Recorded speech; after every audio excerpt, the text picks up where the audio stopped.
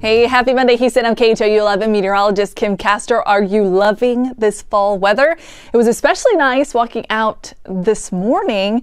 In fact, one of our favorite meteorologists, Pat Kavlin, got back from New York and said, wow, it's actually chilly outside. And for him to say that, being from New York, is a big deal. So we got down to the low 40s in a lot of spots, and if not, at least the low 50s. 41 degrees in Houston, 41 in Conroe, I should say Huntsville made it down to 41.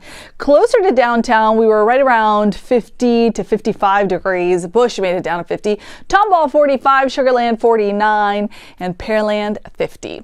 Now for this afternoon, we have got a nice little warming trend thanks to the bright blue sky. It looks so nice and peaceful in Galveston. If you are fortunate enough to spend your Monday afternoon there, maybe you're taking the kiddos to the KHOU Boardwalk. It is nice and sunny, comfortable, low humidity, no clouds. I mean, about as good of a Monday as we could have. 74 currently, and you get to enjoy that sunset at least until 5:33. Yes, we had that extra hour of sleep on Sunday, and that means we get a little bit of less daylight day by day. So we have to take advantage of the daylight we do have. After work, make those walks swift because yes, already by 6, 7, it's getting pretty dark.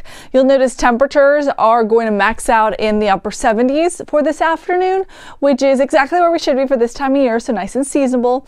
And then we cool off nicely during the overnight hours. Not a bad idea to actually crack open a window and let Mother Nature cool you off instead of hiking up your energy bill. 64 degrees by 9 during the overnight hours. We cool off once more, scraping 50 degrees tomorrow, so that's below average for this time of year. We should be hitting right around 55.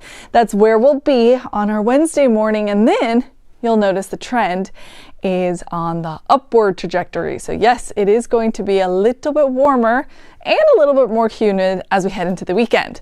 So tomorrow, a great day to enjoy the cooler weather as we step in line to vote. Yes, the polls open election day tomorrow, 7 o'clock.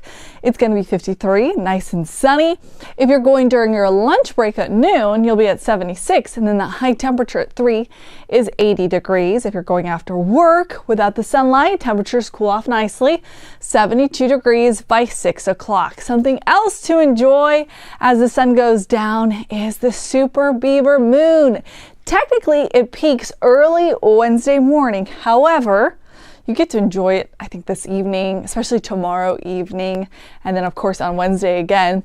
It's a super moon because it is closest to Earth on its orbit. So the orbit of the moon around Earth isn't perfectly circular. It's more of an elliptical shape.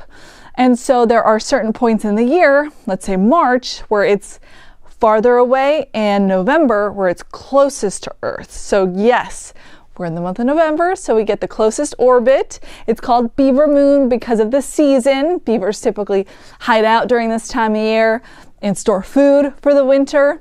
And we get to enjoy not only it appearing larger, but also it appearing brighter. So it'll just make for another added thing that we get to enjoy in addition to the cooler temps.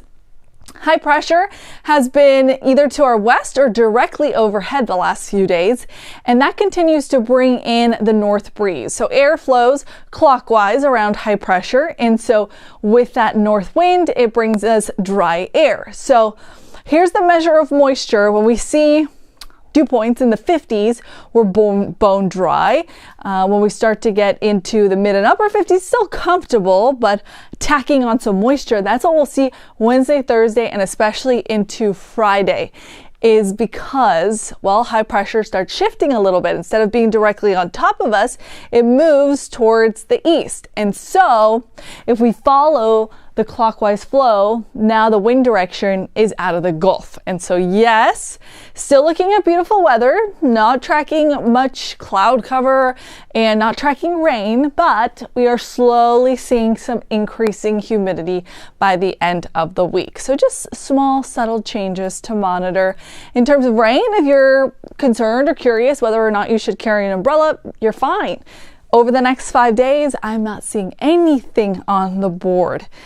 And not just a lack of rainfall, but an excess in heat. In fact, the outlook, you saw the general trend for the next few days is upticking heat. Well, that actually continues all the way through next week. So through the middle of the month, November 13th, the outlook is above average. This is for the Dakotas, down to Oklahoma, Texas, the desert Southwest, West Coast, the Pacific Northwest, a huge chunk of the country, with the exception of the East Coast, which might see slightly below average temperatures. Overall, we're pretty warm, and that's actually really in line with the La Nina pattern that we are under. So typically we talk about El Nino, La Nina when we are referencing the tropics. Well, that also has some impacts on our winter forecast. So because we're trending in a La Nina pattern, the jet stream tends to shift a little bit further north. So you saw the coldest air that I just showed you for the northeast. That is typically what we see. And then for the south, we tend to stay drier and we tend to stay warmer.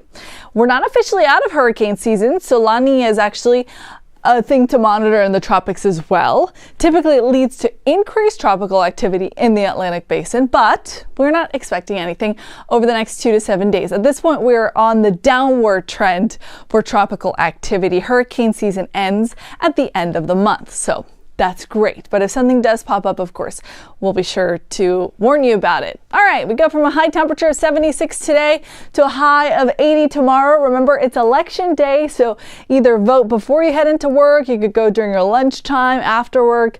The forecast will be really nice for it. Clear skies, lower humidity, 10 out of 10. Then we start increasing some of that moisture, but still not tracking any rain. Notice by Friday, Saturday, we're in the mid 80s, and that could come close to some records for this time of year.